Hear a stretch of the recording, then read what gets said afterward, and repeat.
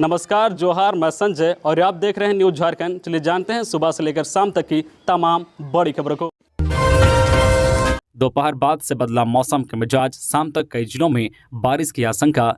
झारखंड में आज गुरुवार दोपहर के बाद से मौसम में बदलाव आना शुरू हो गया है। इस दौरान शाम तक कई जिलों में वज्रपात के साथ हल्की बारिश हो सकती है। मौसम विभाग ने पूर्वानुमान व्यक्त किया है कि रामनवमी के मौके पर राजधानी रांची सहित आसपास के इलाकों में दोपहर बाद से बादल छाने शुरू हो गए हैं। वहीं शाम तक कई जिलों में हल्की बारिश हो सकती है। वहीं कई जिलों में वज्रपात भी हो सकता है। वहीं इधर कल 31 मार्च और 1 अप्रैल को भी राजधानी रांची सहित आसपास के जिलों में मेघा गर्जन, वज्रपात और बारिश होगी। इस दौरान कहीं कहीं ओलावृष्टि भी हो सकती है। मौसम विभाग ने इसे लेकर येलो अलर्ट जारी किया है। रांची मौसम विज्ञान केंद्र के मौसम वैज्ञानिक अभिषेक आनंद ने बताया कि गुरुवार को दोपहर के बाद बदला मौसम का मिजाज 1 अप्रैल तक अपना असर दिखाएगा। बताया जाता है कि बंगाल की खाड़ी में बने लो प्रेशर और लोकल सिस्टम की वजह से मेघा गर्जन होगा। वज्रपात के बाद बारिश और ओलावृष्टि भी होगी। गुरुवार को दोपहर बाद बारिश होने से रामनवमी के रंग में थोड़ा भंग पड़ने की आशंका है। मौसम विभाग ने रांची वासियों से अपील की है कि वे मौसम के बदले मिजाज में सतर्क रहें। बारिश और वज्रपात के दरमियान घरों से ना निकले। वहीं बदलते मौसम में स्वास्थ्य का ध्यान रखने की सलाह भी दी गई है। राजधानी में 2 अप्रैल से आसमान साफ होगा, तीखी धूप खिलेगी, मौसम शुष्क रहेगा।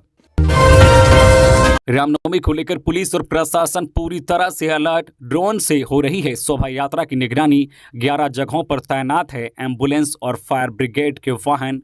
रामनवमी को लेकर पुलिस और प्रशासन की तैयारियां पूरी तरह से मुस्तैद है। राजधानी रांची में विभिन्न फोर्स के 3000 से अधिक जवान सुरक्षा का जिम्मा उठाए हुए हैं। झारखंड में बात करें तो 13,000 से अधिक जवानों की तैनाती की गई है। मेन रोड से लेकर निवारनपुर तपोवन मंदिर तक की व्यवस्था का मुआयना उपायुक्त और एसएसपी ने खुद की है।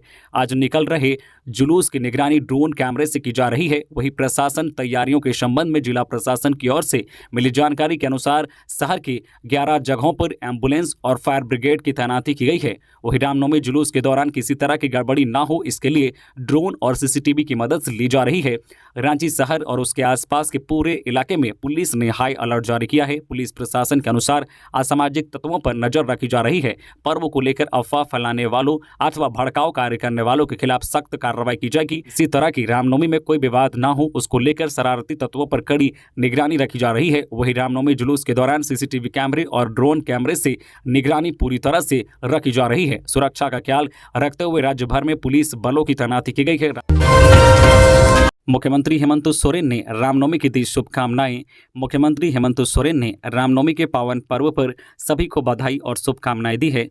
प्रभु श्री राम का जीवन मानव प्रेम, कर्तव्य निष्ठा, त्याग और मर्यादा का अद्भुत संदेश देता है। प्रभु श्री राम के आदर्श सदियों तक सभी को प्रेरणा देते रहेंगे। वहीं हेमंत सोरेन शाम में तपोवन दर्शन के लिए जाएंगे। खबरों में आगे बढ़ने से पहले आपसे रिक्वेस्ट है कि अगर आप चैनल को सब्सक्राइब नहीं किए हैं तो प्लीज चैनल को सब्सक्राइब करके बेल आइकन प्रेस कर दे, जिससे आपको झारखंड की हर छोटी बड़ी खबर का अपडेट आप तक पहुंचता रहे। चलिए बढ़ते हैं खबरों की ओर। बंधु तिर्की मामले की हाईकोर्ट में हुई सुनवाई। सिविल कोर्ट से मांगा एलसीआर, 9 मई को होगी अगली सुनवाई। आय से अधिक संपत्ति अर्जित करने के जिस मामले में पूर्व मंत्री को सजा हुई, उसके खिलाफ हाईकोर्ट में क्रिमिनल अपील दायर की गई थी। इस अपील की आज सुनवाई हुई। यह सुनवाई झारखंड हाईकोर्ट के जस्टिस नवनीत कुमार की अदालत में हुई। मामले की सुनवाई करते हुए जस्टिस नवनीत कुमार ने निचली अदालत से बंधु तिर्की के जुड़े मामले का जो है ओरिजिनल रिकॉर्ड मांगा है। ओरिजिनल सपोर्ट मिलने के बाद अगली सुनवाई की जाएगी। कोर्ट ने सुनवाई की अगली तारीख 9 मई रखी है। आय से अधिक संपत्ति अर्जित करने के मामले में 28 मार्च 2022 को सीबीआई के विशेष न्यायाधीश पीके शर्मा की कोर्ट में तत्कालीन मांडर विधायक बंधु तिर्की के खिलाफ सुनवाई हुई थी। सुनवाई के बाद अदालत ने बंधु तिर्की को 3 साल की सजा एवं 3 लाख रुपए का जुर्माना लगाया था। जुर्माना की राशि अदा नहीं करने पर बंधु तिर्की को 6 माह की अतिरिक्त सजा भुगतने का प्रावधान कोर्ट ने किया था। पूर्व मुख्यमंत्री मधु कोड़ा के कार्यकाल में बंधु तिर्की शिक्षा मंत्री थे।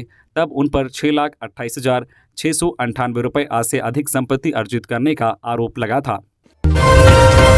जाम मुक्त होगी रांची, शहर में दौड़ेगी इलेक्ट्रिक एसी बस। नगर निगम ने की तैयारी। झारखंड में ऑटो से सफर की किचकिच जल्द ही खत्म होगी। राजधानी रांची की सड़कों पर इलेक्ट्रिक एसी बसें दौड़ेंगी। हालिया कैबिनेट की बैठक में हेमंत सोरेन की सरकार ने यह फैसला किया है। सरकार ने फैसला किया है कि राजधानी रांची में निजी वाहनों का दबाव कम करने के लिए इलेक्ट्रिक बसें चलाई जाएंगी। इसके लिए बाकायदा 244 बसें खरीदी जाएंगी। इनमें से 24 इलेक्ट्रिक एसी बस होगी। मीडिया रिपोर्टर्स के मुताबिक नगर आयुक्त शशि रंजन ने कहा है कि निगम ने विस्तृत डीपीआर तैयार किया है। नगर विकास विभाग को डीपीआर भेजा गया है।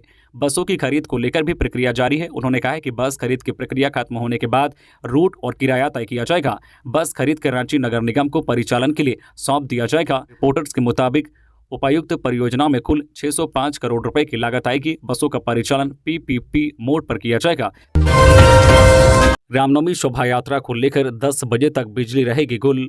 रामनवमी शोभा यात्रा के दौरान राजधानी रांची में दोपहर बाद से सभी इलाकों में बिजली आपूर्ति यात्रा के लौटने तक के लिए बंद कर दी गई है। इस दौरान हटिया ग्रिड में उपकरणों को बदलने और इसकी मरम्मत के लिए गुरुवार को मेगा पावर ब्लॉक लिया गया है। ग्रिड के 50 MVA के पावर ट्रांसफार्मर से सप्लाई करीब 9 घंटे 1 बजे से लेकर 10 बजे तक बंद कर दी गई है। इस दौरान हटिया 1 ग्रिड के 132 एवं 33 के भी हाल्फ मेन बस के आइसोलेटर में मरम्मत का काम किया जाएगा। आपसी विवाद में दोस्तों ने डीजे संचालक को मारी गोली। रिम्स रेफर 2 संदिग्ध हिरासत में। देवघर के नगर थाना क्षेत्र के जलसार इलाके में बुधवार की देर रात किसी बात को लेकर आपसी विवाद होने पर दोस्तों ने ही एक डीजे संचालक राजू केसरी उर्फ राजा केसरी 22 वर्षीय को गोली मार दी। गोली लगने के बाद घायल अवस्था में उसे इलाज के लिए सदर अस्पताल लाया गया, जहां डॉक्टरों ने इलाज के बाद एहतियातन रिम्स रेफर कर दिया। वह चिल्ड्रन पार्क के समीप का रहने वाला है। पुलिस त्वरित कार्रवाई करते हुए 2 संदिग्धों को हिरासत में लेकर पूछताछ कर रही है। एसपी के अनुसार नशाखोरी में गोली चलने की आशंका है। बताया जाता है कि गोली लगने के बाद राजा गंभीर रूप से जख्मी होकर सड़क पर गिर गए। उसने हौसला दिखाते हुए मां रेखा देवी को फोन कर गोली लगने की जानकारी दी। इसके बाद परिजन घटनास्थल पर पहुंचे। वह राजा को लेकर सदर अस्पताल में भर्ती कराया। दूसरी ओर गोली चलने की सूचना पर एसपी सुभाष चंद्र जाट और एसडीपीओ पवन कुमार, नगर थाना प्रभारी विक्रम प्रताप सिंह सदर अस्पताल पहुंचे और घायल युवकों से मुलाकात कर घटना के विषय पर पूछताछ की। इसी बीच ऑन ड्यूटी चिकित्सक डॉक्टर शंकरलाल मुर्मू व डॉक्टर प्रेम प्रकाश ने एसपी को बताया है कि गोली पीठ की ओर से मारी गई। गोली पीठ के रास्ते सामने से बाहर निकल गई, इसलिए स्थिति नियंत्रण में है। जमीन विवाद में टांगी से वार कर युवक की हत्या, भाई समेत 2 लोग घायल, 5 के खिलाफ केस दर्ज। झारखंड के चतरा सदर थाना क्षेत्र के मोक्तमा पंचायत के अकोना गांव निवासी प्रदीप यादव 45 वर्षीय की टांगी से वार कर हत्या कर दी गई। इसमें मृतक के भाई और उसकी पत्नी घायल हो गए। हत्या का कारण भूमि विवाद बताया जा रहा है। थाना प्रभारी मनोहर करमाली ने कहा है कि मामले का अनुसंधान किया जा रहा है। आवेदन के आधार पर 5 लोगों पर मामला दर्ज कर लिया गया है। कुछ लोगों को पकड़ लिया गया है। जानकारी के अनुसार बुधवार को प्रदीप अपनी जमीन पर काम शुरू करने के लिए बालू गिराने गया था। इस दौरान गाँव के ही रिश्तेदार में विवाद उत्पन्न हो गया। धीरे धीरे मामला बढ़ गया और सुनील कुमार यादव ने टांगी से वार कर उसकी हत्या कर दी। इसमें 2 लोग घायल हो गए हैं, जिनमें मृतक के भाई प्रभु यादव व उसकी पत्नी फुलवा देवी शामिल हैं। इसकी जानकारी सदर पुलिस को दे दी गई। सूचना पाकर थाना प्रभारी मनोहर करमाली दलबल के साथ गांव पहुंचे और पूरे मामले की जानकारी ली। इसके साथ ही शव को कब्जे में लेकर पोस्टमार्टम के लिए सदर अस्पताल भेज दिया। पोस्टमार्टम के बाद शव परिजनों को सौंप दिया गया। इस संबंध में मृतक प्रदीप यादव के परिजनों ने सदर थाना में आवेदन देकर 5 लोगों पर हत्या का मामला दर्ज कराया है। पुलिस ने तत्परता दिखाते हुए कई लोगों को गिरफ्तार कर लिया है। दूसरी ओर घटना से जो है परिजनों का रो रो कर बुरा हाल है। गांव में मातम छाया हुआ है। दिन दहाड़े हुई इस घटना से परिजनों व गांव के लोग सकते में हैं। थाना प्रभारी मनोहर करमाली ने कहा है कि मामले का अनुसंधान किया जा रहा है। आवेदन के आधार पर 5 लोगों पर मामला दर्ज किया गया है। कुछ लोगों को पकड़ लिया गया है। गेतलसूद डैम में तैरते सोलर प्लांट लगाने की प्रक्रिया तेज। रांची के गेतलसूद डैम में 100 मेगावाट के तैरते सोलर प्लांट का निर्माण जल्द शुरू होने की उम्मीद है। इसके निर्माण में 6 कंपनियों ने रुचि दिखाई है। Solar energy corporation of India SECI की ओर से हुई ऑनलाइन प्री-बीड मीटिंग में G8, स्टारलिंक, विल्सन, भेल, टाटा पावर प्लांट, L&T और अल्फानर कंपनी के प्रतिनिधियों ने हिस्सा लिया। परियोजनाओं को 1.5 वर्षों में पूरा करने का लक्ष्य रखा गया है। निर्माण करने वाली कंपनी को 10 वर्षों तक संचालन और रख रखाव भी करना होगा। सूबे के पिछले बजट में खर्च कम, आमद ज्यादा। झारखंड में योजना बजट की राशि खर्च न करने का लगातार रिकॉर्ड बन रहा है। योजना बजट खर्च न हो पाने की स्थिति में वित्त वर्ष के आखिरी में विभाग योजना की राशि सरेंडर हो जाती है। वित्त वर्ष 2021-22 में लगभग 15,000 करोड़ सरेंडर करने पड़े, लेकिन आमद और खर्च के लिहाज से देखें तो पिछले वित्त वर्ष में खर्च से ज़्यादा आमद रही।